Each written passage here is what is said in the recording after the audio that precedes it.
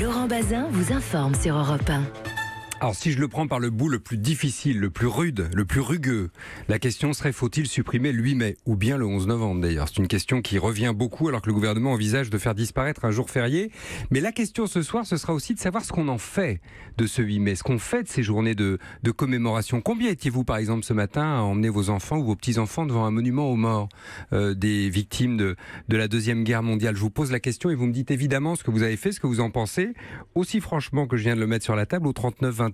On va en parler avec l'historien Jean-Noël Jeannet. Bonsoir à vous. Bonsoir. Merci d'être là. Ancien membre du Haut Comité aux commémorations nationales. Je signale votre dernier livre, Le Moment Macron, un président et l'histoire, justement. C'est publié au Seuil. Et Benjamin Amar, bonsoir. Bonsoir. Professeur d'histoire-géographie en banlieue parisienne, pour être précis, à Créteil, au lycée Gutenberg. D'abord, les enfants savent-ils pourquoi ils sont en congé aujourd'hui? On a fait le test tout à l'heure. C'est Juliette Pietraszewski qui s'en est chargée. Moi, je sais pas. Peut-être parce qu'on est au mois de mai.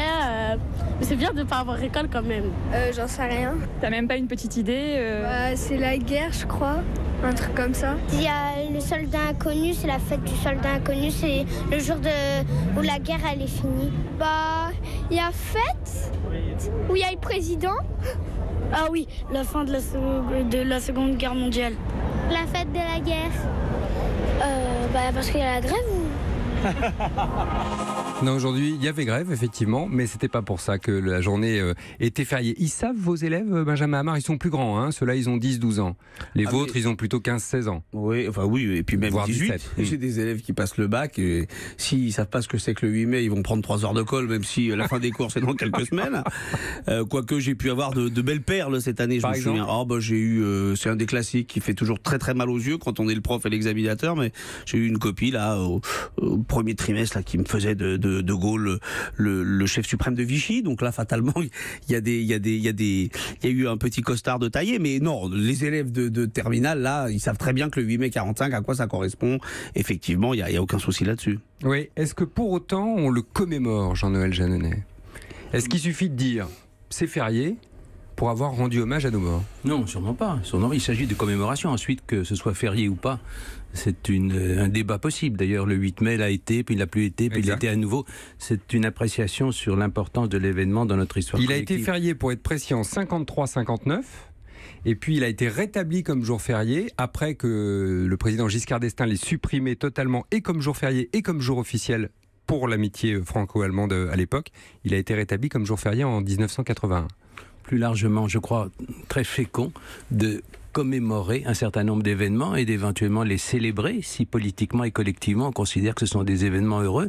Je le pense comme citoyen, car il faut toujours que chacun, enfant ou pas, mais ils progresseront, organise son regard sur l'actualité en le replaçant dans la longue durée. C'est fondamental, sinon on ne comprend rien. On ne comprend rien, l'intelligence est hébétée. Et comme historien aussi, puisque c'est un historien que vous avez invité, c'est très important parce que cela peut stimuler la recherche sur ce qui s'est passé. Quand je présidais la mission du bicentenaire de la Révolution française, je n'ai pas besoin de vous dire que c'était en 1989, eh bien nous avions à la fois marqué politiquement l'importance de cela pour nourrir des réflexions d'aujourd'hui. C'était aussi une grande fête, si je me souviens bien. En montrant que cet héritage était encore fécond, et d'autre part, effectivement, une fête. Et puis, ça avait été l'occasion de faire des recherches nouvelles pour les historiens.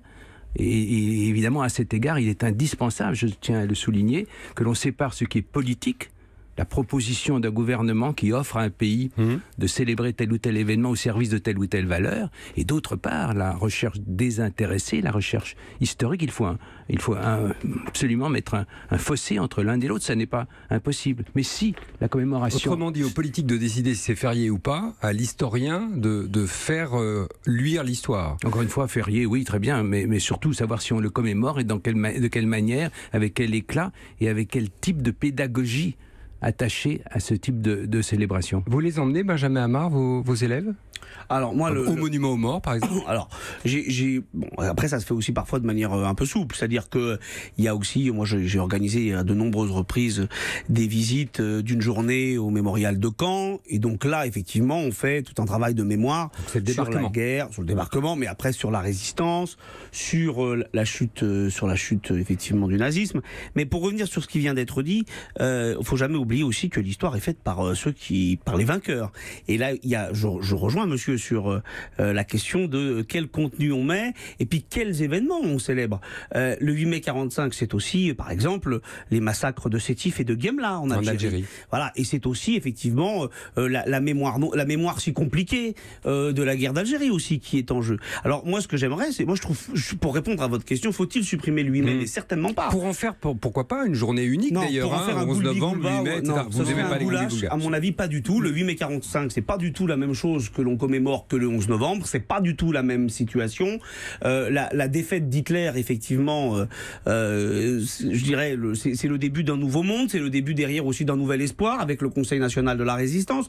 Donc c'est pas du tout la même chose. Une journée du souvenir, ce serait à mon avis une mélasse qui n'aurait pas grand intérêt. Par contre, moi j'aimerais aussi, il y a des choses qu'on ne célèbre pas et qu'on pourrait célébrer. C'est notre rapport à la mémoire qui est en jeu. Voilà. Je vous rejoins tout à fait, bien sûr. Jean-Noël Jeannet. Je vous rejoins sur l'idée qu'il serait déplorable. D'ailleurs, nous avions eu l'occasion, un certain nombre d'historiens, de nous exprimer sur ce point il y a quelque temps, de mêler l'un et l'autre dans une sorte de bouillie informe. Parce qu'encore une fois, une commémoration doit avoir une valeur pédagogique. Quand on dit pédagogique, c'est rappeler ce qui s'est passé. C'est aussi, vous avez raison de le dire, une réflexion sur des questions morales, civiques, que pose un événement antérieur. Et nous savons bien que chaque génération considère le passé d'une façon différente. On pose de nouvelles questions. C'est pour ça qu'il est très utile et intéressant de commémorer régulièrement des événements et éventuellement des personnages. Je dis commémorer, je ne dis pas célébrer, bien sûr, ce qui est de nature tout à fait différente. On peut évidemment commémorer Sétif, il le faut. Faut-il célébrer le 8 mai? Il faut commémorer la somme épouvantable de malheurs qu'a clos sur le front occidental. A clos cet événement, mais il faut aussi, bien sûr, marquer le bonheur que cela représentait, puisque la guerre était finie et que l'horreur des gouvernements, des régimes totalitaires était effondrée. On marque une pause là-dessus. On est avec Jean-Noël Jeannet, l'historien, bien évidemment, Benjamin Amar, le professeur d'histoire géo, et vous au 39-21. À tout de suite. Europe Soir, Laurent Bazin sur Europe 1. Alors je vous posais la question de savoir s'il faut supprimer le 8 mai ou pas, mais vous avez compris que la question c'était comment on le commémore, bien évidemment, avec ou pas un jour férié, et puis autrement. On en parle avec l'historien Jean-Noël Jeannet ce soir, avec Benjamin Amar, professeur d'histoire-géographie en banlieue parisienne, et avec vous au 39-21. Bonsoir Pierre, pour commencer, de Saint-Maur-des-Fossés. Pas question de toucher au 8 mai pour vous? Non, pas du tout. Parce que c'est une méthode sur les fascistes. Et si le président Mitterrand l'a rétabli, c'est parce que pour que les jeunes savent au moins que le 8 mai, ça a été un symbole. Fin de la Deuxième Guerre mondiale. Et si on est libre aujourd'hui, c'est ces gens qui ont combattu pour la France. Ça vous émeut, Pierre, hein, j'entends ça. Oui, je suis ému parce que moi, je suis un ancien combattant d'Algérie. J'ai fait l'Algérie. Et la classe 57. Et bon, je sais ce que c'est que la guerre. Et moi, je suis un homme de paix. Est-ce que vos petits-enfants, si vous en avez, j'imagine? J'en ai trois. Trois. Est-ce que vos petits-enfants savent? Est-ce que vous leur transmettez? Oui. J'ai le grand, il s'appelle Guadevel, il le sait. La petite, je lui parle, enfin celle qui est moyenne, qui a 16 ans. Le grand, il va avoir 21 ans le mois prochain. L'autre, elle a 16 ans. Et moi, je leur parle, je leur explique. Et je leur dis, quand ils savent pas, je leur dis.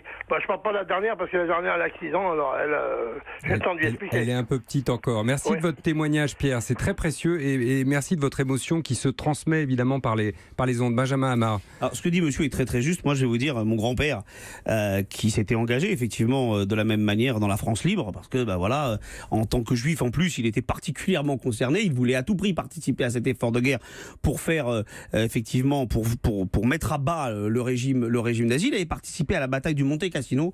Et la première manière du corps expéditionnaire français. Effectivement. Et donc moi, en l'occurrence, comme monsieur, comme monsieur le fait, j'ai été, je dirais, nourri à ces commémorations. D'abord par le discours familial. Mais quand il n'est pas là, ce discours familial, c'est-à-dire quand on n'a pas un grand-père qui a été effectivement dans les troupes de Leclerc ou de Delattre, et dans ces cas-là, effectivement, la commémoration, elle est indispensable. Mais il faut y mettre du sens. Vous faites venir des gens comme Pierre? Oui, alors vous savez, tout le problème, c'est qu'effectivement, il y en a de moins en moins, fatalement. Mais moi, pendant des années, j'ai fait venir effectivement soit des résistants, soit des déportés, soit effectivement, ça m'est arrivé une fois de faire venir un ancien combattant.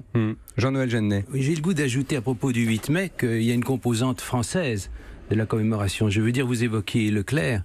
Il se trouve que Delattre de Tassigny représentait la France à Berlin, dans cette nuit dramatique du 8 au 9 mai 1945, et que le maréchal Keitel s'est écrié quoi ? Les Françaises aussi. Les Français aussi. Quoi, les Françaises aussi. Et les Français aussi. Et donc, cela voulait dire qu'il y a eu une manière de célébrer, d'incarner aux yeux des contemporains et des générations ultérieures l'incroyable geste du général de Gaulle.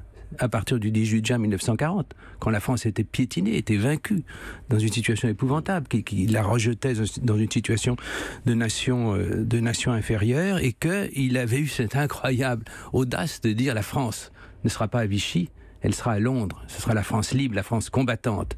Le 8 mai 1945, dans la bouche du maréchal Keitel, c'est un peu cela finalement qui est célébré. Et quand on nous parle de la France qui aurait à Vichy commis l'irréparable, les Français ont été ignobles au moment du Veldiv, c'est une bonne manière de rappeler que la France était aussi ailleurs. Cela a été éclatant le 8 mai 1945, j'ai le goût de le dire. Au 39-21, je voudrais pas éborgner ou écorcher votre prénom. Entraud? Oui, exact. Bon. Parfait. Vous êtes pour la suppression du 8 mai, vous. Pourquoi ? Oui, je viens déjà entendre un petit peu ce qu'ils disent les uns les autres, mais ils sont tous français. Moi, je suis française par mon mariage.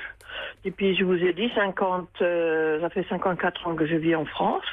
Je suis fille d'un officier allemand à l'époque, et mon beau-père était aussi un officier en Allemagne. Il y a eu en Allemagne, mais de l'armée française. Et je trouve déjà leur geste au moment où on s'est mariés était absolument grandiose, extraordinaire. Et je trouve, et j'avais toute la compassion. Je pense à tous. Je compastisse avec tout ce qui s'est passé sous le régime du nazisme, et je l'apporte. Mais voilà, maintenant ça fait depuis 1964 que je vis à Paris, et je vois ça ici. Je me rends compte que les jeunes ne savent pas ce que c'est. Aujourd'hui, j'ai bien vu, c'est le 8 mai, c'est une chose importante. J'ai été même conseillère municipale ici dans la région de Paris, dans la banlieue parisienne, et je me trouvais toujours sur les cimetières, bien entendu, le 11 novembre, le 8 mai. Je l'appelais à l'époque, c'est la victoire de la France sur l'Allemagne, et je me faisais tout petit. J'ai des enfants franco-allemands, j'ai des petits-enfants franco-allemands et internationaux. Alors je me dis maintenant, je suis d'accord ce que j'ai entendu un petit peu, la jeunesse, quand vous regardez dans la rue, pourquoi aujourd'hui tu n'as pas d'école, ils ne le savent pas. Pourquoi tu ne vas pas à l'école, pourquoi il n'y a pas d'école. Votre témoignage, il est passionnant. Je voudrais faire réagir nos deux invités, si vous me le permettez, Entraud. Mais vraiment merci de nous appeler pour participer à ce débat. C'est passionnant, c'est exactement ce que disait Valéry Giscard d'Estaing quand il a supprimé, en l'occurrence, le 8 mai comme jour férié. L'amitié franco-allemande et pour construire les générations futures. Je suis sensible à cette critique et à cette émotion, mais il me semble que tout change si l'on marque que le 8 mai 1945, en définitive, c'était la victoire des démocraties sur le nazisme, et que précisément marquer les choses de cette façon, ne pas dire que c'était la France contre l'Allemagne, qui aurait été une réalité intrinsèque et éternelle, c'était aussi une manière de marquer qu'on pouvait ouvrir un nouveau chapitre, c'est-à-dire celui de la magnifique, de la réconciliation. C'est pourquoi symboliquement, j'ai jamais été choqué qu'on puisse inviter une puissance vaincue éventuellement à une commémoration. C'est une manière de dire, et nous l'apprenons à nos enfants, et nous devons l'apprendre à nos descendants, que ce moment-là a été une rupture essentielle, et que de cette rupture, on a fait en quelque sorte appui pour aller vers un autre destin. Cela colore tout à fait différemment une commémoration. Benjamin Amar, je vous laisse 15 secondes. Oui, allez, en l'occurrence, c'est pas la victoire de la France sur l'Allemagne, c'est pas comme ça qu'il faut présenter les choses. C'est la victoire contre, l'ignoble national-socialisme. Et d'ailleurs, il s'agit pas du tout de renouer des vieilles passions nationalistes, bien au contraire. Moi, quand je fais justement cette période, j'insiste par exemple sur des choses qui sont trop peu souvent mises en lumière, comme par exemple le rôle de l'affiche rouge et des des communistes étrangers qui, pour libérer la France, ont sacrifié leur vie. Voilà, on n'est pas du tout dans une opposition France-Allemagne. On est effectivement contre le spectre de l'extrême droite, avec tous les risques que cette extrême droite représente toujours aujourd'hui. Merci beaucoup à tous les deux pour ce débat. Merci Entraud de nous avoir appelé depuis Fourqueux, et merci à Pierre qui nous appelait de Saint-Maur-des-Fossés. Jean-Noël Jeanneney, merci. Je rappelle le titre de votre livre, Le moment Macron, un président et l'histoire au seuil. Benjamin Amar, professeur d'histoire-géographie à Créteil. Europe 1.